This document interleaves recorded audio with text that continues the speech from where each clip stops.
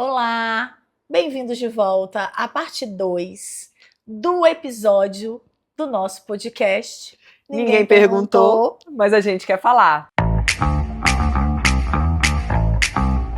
Eu sou Renata. Eu sou Amanda e como vocês podem ver, eu tô um pouco perdida nessa continuação do episódio. Mas eu não vou cortar novamente, então vamos aos fatos. Gente, olha só.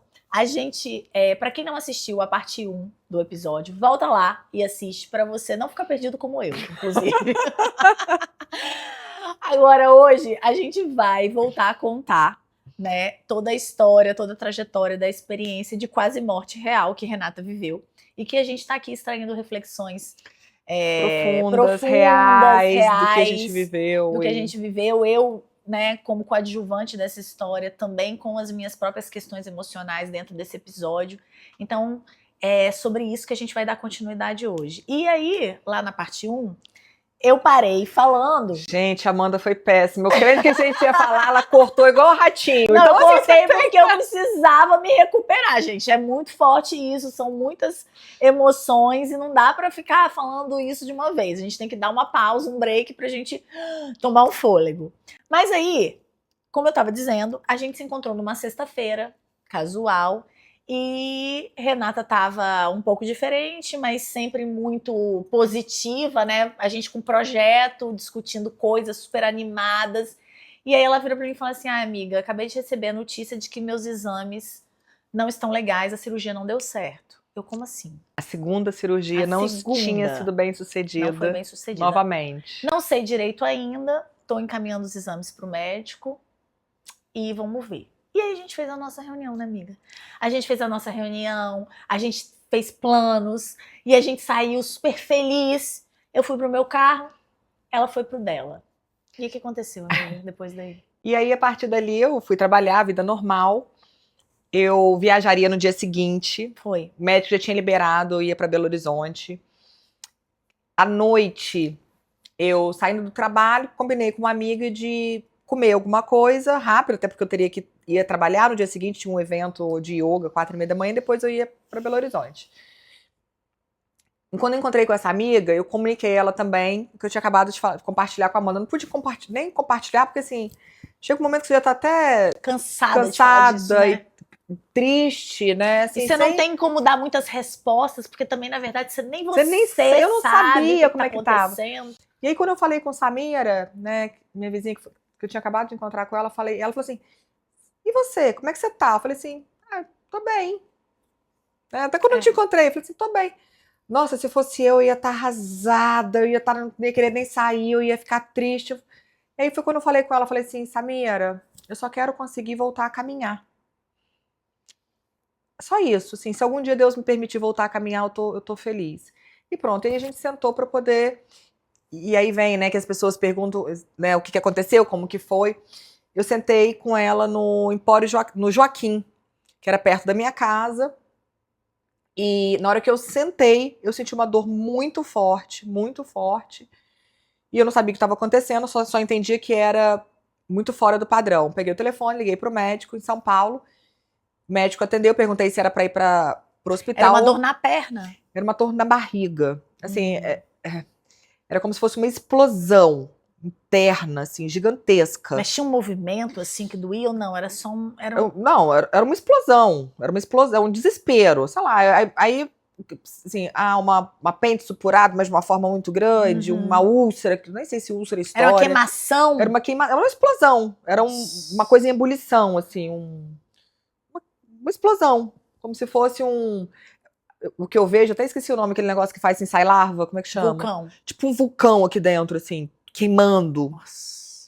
E aí, falei, Samira, vamos. E aí ela levantou pra ir. Não deu tempo de pagar a conta. Aí tinha um rapaz lá que falou assim, não, pode ir que eu acerto a conta. E isso eu já fui tateando pro carro. Samira foi me lembrar depois que eu falei assim, vizinha, que eu chamo ela de vizinha também, eu tô morrendo. Eu falei, eu não lembrava disso, ela me falou agora há poucos dias. No restaurante eu já falei isso.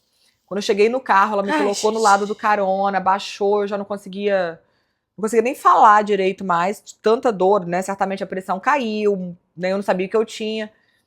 Aí ela entrou no meu carro e foi tentar sair, não conseguia. Carro muito tecnológico, muito brutal, não sei o quê. E aí eu só encostei nela e falei, vizinha, rápido, porque eu tô morrendo. E aí que ela esperou mais, saiu correndo. E nesse momento, você realmente sentia que você estava morrendo, amiga? Sentia.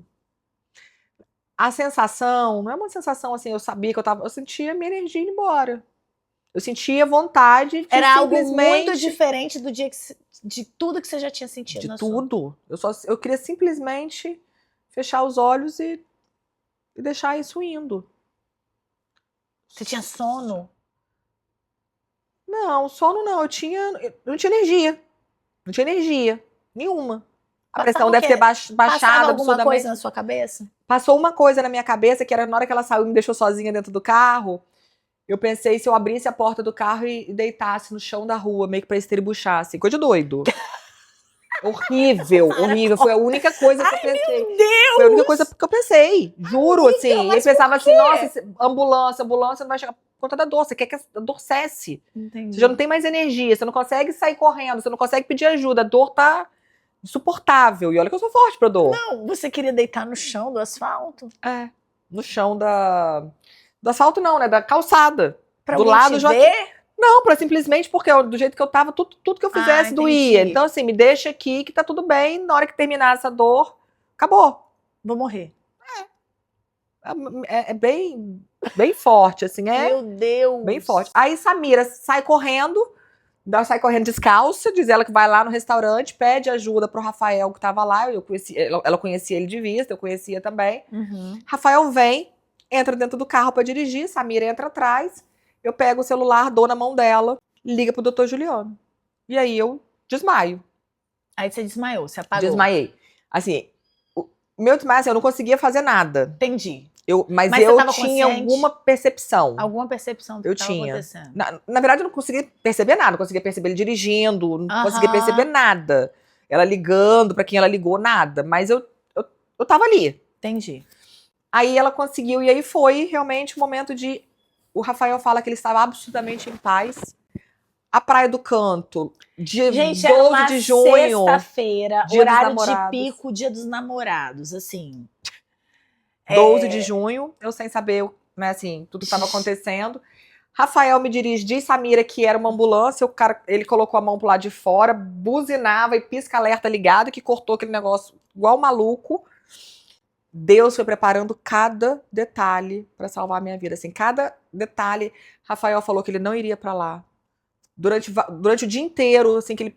Não vou pra lá. Ele foi pra lá, ele tinha acabado de chegar, e ele foi crucial para dirigir o carro. Samira ligou pro Dr. Juliano. E, inclusive, dirigiu o carro numa paz de espírito que nem você acreditava, né? Porque numa nem hora Samira acreditava. Samira você ter um motorista que tenha paz de espírito para poder cortar e agir rápido é muito difícil. Muito. Minha perna não ia responder. Não ia. Samira não conseguiu. É. E aí Samira ligou pro Dr. Juliano, que é o médico, né, meu médico aqui em Vitória. Fantástico. Ele atendeu imediatamente. E aí ele falou com ela, assim, vai pro CIAS, a gente já tava indo pro CIAS. Meu pai está lá operando, o pai dele, que também é cirurgião vascular, está lá operando, e ele já vou agilizar para vocês serem atendidos. Gente, sexta-feira à noite, um cirurgião vascular que tinha me operado também, porque né, o pai dele também tinha me operado 2 semanas antes. Não, e o detalhe primordial, o cirurgião que operou Renata é de São Paulo, porém ela não foi para São Paulo operar. Ele veio e tinha os médicos aqui também. E tinha os médicos aqui. Se ela realmente tivesse feito essa cirurgia toda com a equipe de São Paulo, ela ia chegar no CIAS, ninguém ia saber do caso dela. Então a probabilidade de não acontecer o que aconteceu, né, de salvarem a vida dela, seria muito alta, né? E aí, doutor Juliano atendeu Samira imediatamente. Aí depois, assim, várias coisas que foram acontecendo depois, assim, que a gente vê o cuidado de Deus, né, pra salvar a minha vida. Juliano falou com Samira no dia da minha alta. Eu tinha acabado de tirar o celular do modo avião. Porque ele tava na festa junina das crianças e foi tirar foto e colocou no modo avião. Na hora que ele tirou do modo avião, a ligação de Samira chegou. Nossa. Que era pra falar, e ele foi imediatamente pro hospital também.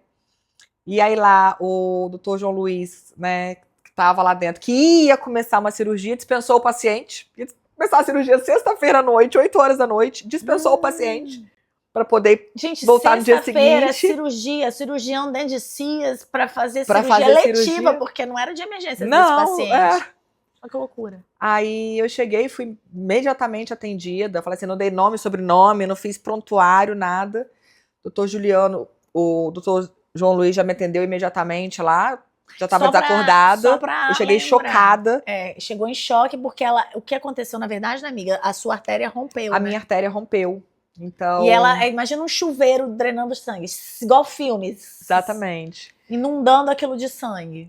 O corpo todo. Corpo todo. Só que você não vê do lado de fora porque ele não tá saindo, tá aqui dentro. Então você as já pessoas chegou não em sabem. choque? Cheguei chocada. Cheguei chocada no hospital.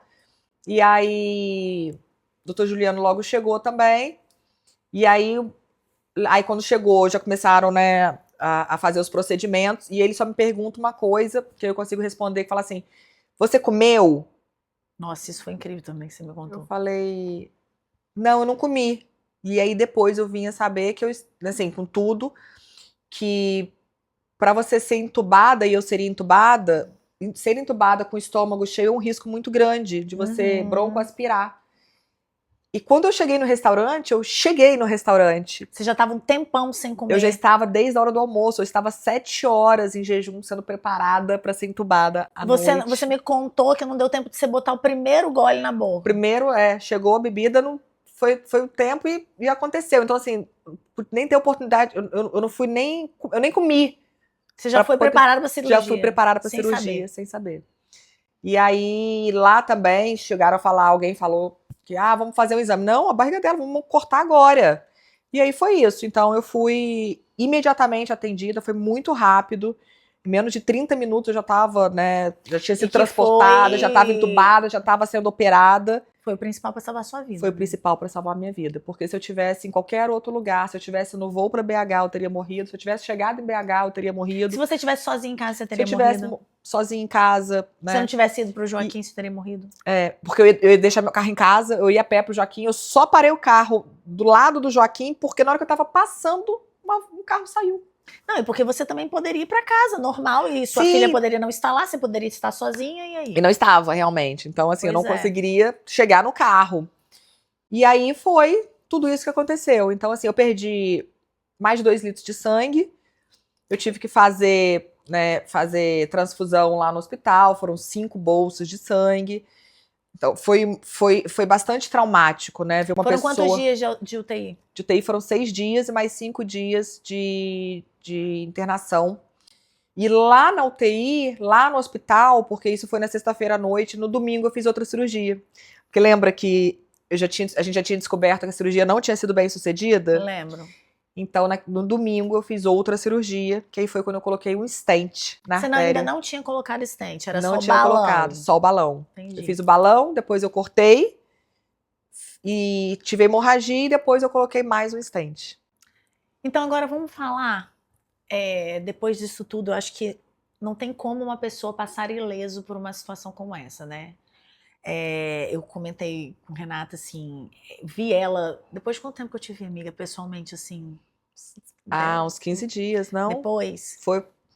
Ela estava como se nada, superficialmente, né? Mas eu brinquei que ela já tinha uma energia diferente. Que eu sentia ela diferente. Então, realmente, eu tenho, né, gente, essas percepções além corpo. Eu sinto a energia mesmo. Era uma energia de muito mais... Ela não tinha mais aquela urgência. Era uma energia de paz. Mas fisicamente, forte, linda, inteira. Assim, gente, juntando os cacos. Inexplicável. E realmente uma energia interior transformada. E aí, amiga, eu quero te perguntar. Vamos lá. Se abriu os olhos, se viu entubada, nesses dias de UTI, onde a gente realmente se dá conta da nossa total impotência. Impotência completa, porque eu imagino que você dependia de 100% das pessoas para qualquer coisa. Que passa? O que passa? Qual é a reflexão? O que você sente? Assim, até arrepiei. Eu estava em absoluta paz. Eu estava em absoluta paz lá dentro. Eu estava rendida, entregue, entendendo. Eu entendi desde o momento que eu abri o olho que Deus tinha operado cada minuto, que ele tinha cuidado de cada minuto para salvar a minha vida. Então, por isso que eu estava em paz absoluta. Em todos os momentos, Deus cuidou de cada detalhe, de cada minuto, de cada pessoa para salvar a minha vida. Então, isso me trouxe uma paz tão tranquilizadora que era inimaginável o que eu estava vivendo ali dentro. Era como se ele permitiu que você voltasse, significa que algo grande ainda há de ser assim, eu não sei algo feito. grande, mas o amor que ele tem na minha vida, assim, e quando a gente passa por dificuldades ou desafios, né, que a gente quer colocar nossa mão. Gente, as coisas acontecem no tempo de Deus. É dele o sim, é dele o não. Se ele quiser operar milagre, ele vai operar. Se ele quiser abrir uma porta, ele vai abrir. E a gente tem que crer nisso. E assim, eu creio verdadeiramente entregando a minha vida, que se foi da vontade dele, eu vou voltar a caminhar bem, eu vou voltar a correr. Se não for também, tá tudo bem. Porque assim, a partir do momento que a gente entrega realmente a vida, né, entendendo que tem um propósito maior, que você precisa ter essa paz e essa tranquilidade, a gente leva as coisas muito mais fáceis. E aí, trazendo para um ponto que a gente já conversou muito sobre isso, a questão nesses momentos, a gente se dá conta da nossa total insignificância diante da vida. Você realmente não sabe o que vai acontecer com você daqui a 1 minuto. A gente até falou isso no podcast, não já foi? Falou, a gente já falou. Né? A gente tentar controlar tudo. E esse controle ilusório que a gente falou no episódio é tão real, porque realmente a gente não controla nada. E aí, olha que incrível, tudo aquilo que a gente falou, que a gente, né, que eu já vinha sendo transformada, por isso que eu falo, assim, eu achava que com o podcast eu ia aprender para poder ter a oportunidade de transformar a vida das pessoas ou ensinar. Não, era eu ouvindo para eu ser transformada.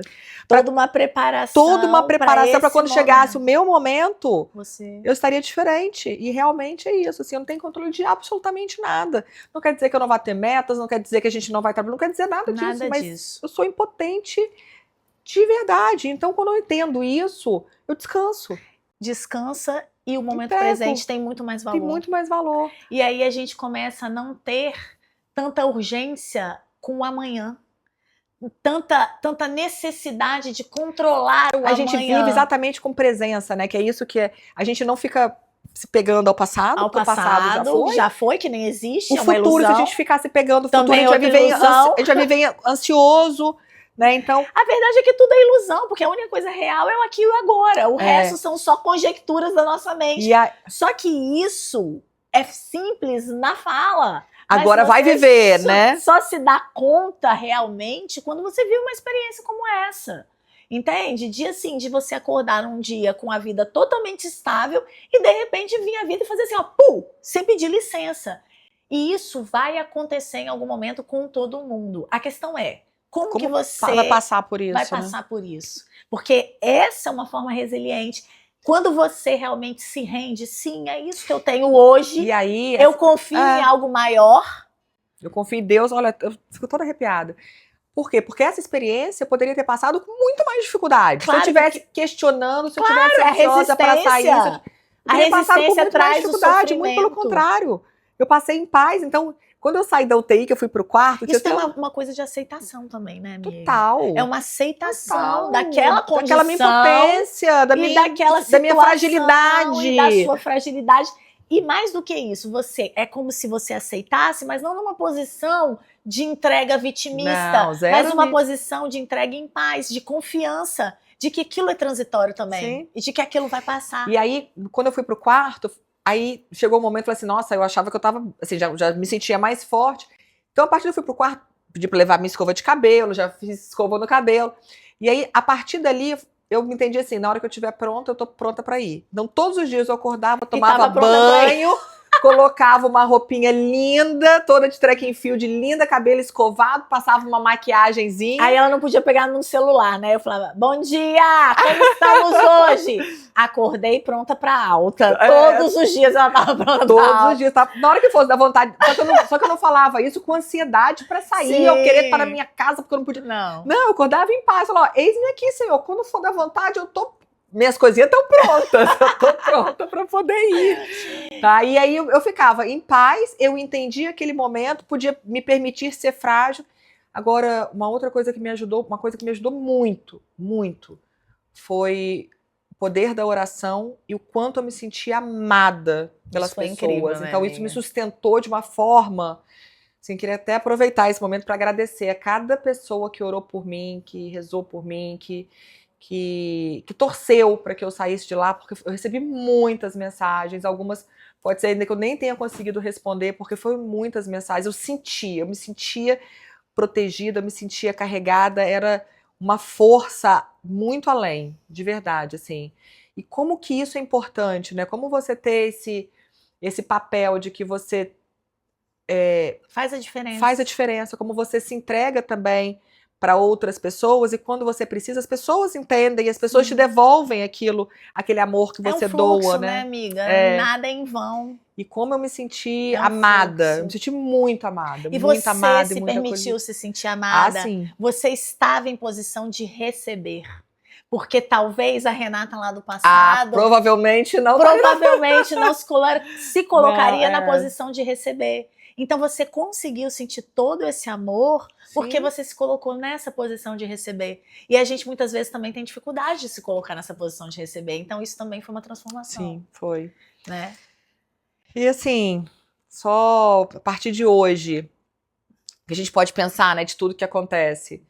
Eu espero que a gente traga ainda muitos outros assuntos que vão me transformar ainda mais, porque acho que eu não quero que pare, né? Porque esse processo tem que ser contínuo. Contínuo, a transformação ela é contínua. E aí, eu olhando assim para o meu lado também, foi como espectadora, né, de tudo isso, foi muito importante eu colocar em prática tudo aquilo que eu falo aqui no podcast, e que isso não é um discurso de coaching, de qualquer coisa, de autoconhecimento. É o que eu vivo na minha vida. E por isso é tão natural para mim falar.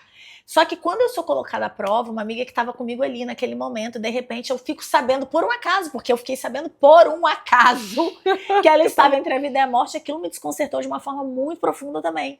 Então, nesse momento, é a hora de eu dizer o seguinte: eu confio, tudo vai dar certo, eu entrego, e manter a paz, a serenidade, a confiança e a fé é muito importante para quem está na situação, para quem está fora. Então eu acho que tudo que a gente traz aqui tem um valor alto para a gente aplicar no dia a dia. E tomara que a gente consiga, né, amiga, fazer com que todas as nossas reflexões ajudem de alguma forma. Sim.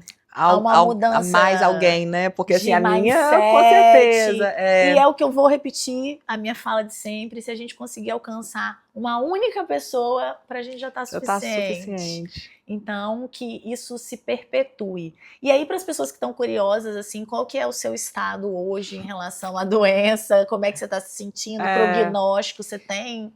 Então, eu não sei. Eu não sei ainda. E esse não saber tá em paz. Tô em paz. A gente não quer dizer que eu não seja triste. E não quer dizer que você também não esteja procurando a solução para a questão. Hoje eu saio da cirurgia com o médico dizendo que tá tudo bem. Tá resolvido. Tá resolvido. Mas o meu corpo não sente assim. Você ainda sente dor. Eu ainda sinto um cansaço grande na perna. Hoje eu caminhei 4 quilômetros, olha que luxo. Devagarzinho, mas sinto ainda formigamento no pé, né? Sinto um repuxar. Então, assim, o corpo, ele também tem suas formas de se ajustar. Então, o que eu ouço é que meu corpo vai se ajustar. Tem que entregar e confiar. E eu acho que mais do que entregar e confiar, é nesse momento você ouvir ele. E aí... Entender assim, que ele também precisa de um tempo para se adaptar a essa nova condição. Imagino tudo que ele sofreu. E eu continuo da mesma forma, totalmente em paz. Eu comecei, antes da gente começar a gravar, eu ainda falei assim: nossa, minha bunda tá toda caindo.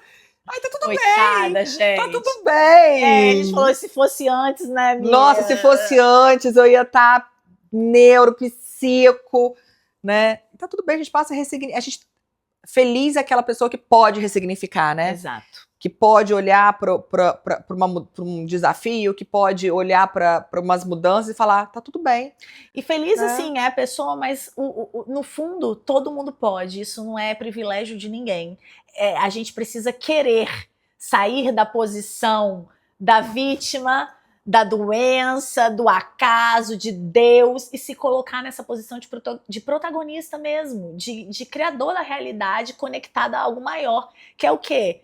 Vamos ressignificar aquilo que não tá legal, vamos ter um outro olhar. Esse outro olhar, né? Que eu acho que essa que é a diferença. Assim, porque tudo é a lente que você coloca. Mas o que acontece, assim, eu falo muito por mim, assim, como a minha lente, ela era totalmente limitada, porque eu não expandia a minha cabeça para outros olhares, que foi através do podcast que foi me trazendo. Mas Sociedade do Cansaço, quando eu falaria que ócio era produtivo? Mas nunca! Eu me sentia péssima por não estar trabalhando. Mas aí você começa realmente a expandir. Então o segredo é o que eu falo sempre aqui, gente. É o autoconhecimento, é a expansão da consciência que não para. Você precisa realmente expandir a sua consciência, olhar outros pontos de vista, buscar o seu autoconhecimento, saber quais são os seus padrões, quais são as suas forças de caráter, o que você precisa melhorar, o que você precisa, né? Ressignificar. Então, se a gente não se conhece, a gente não consegue fazer nada disso. Não. E a gente vai sofrer. A gente sofre mais, vai vivendo né? automático, achando que tudo que a gente vive é obra do acaso. E que a gente não pode fazer nada a respeito. E a gente sempre pode. E, amiga, que delícia compartilhar isso de estar aqui de novo. Ter esse final feliz.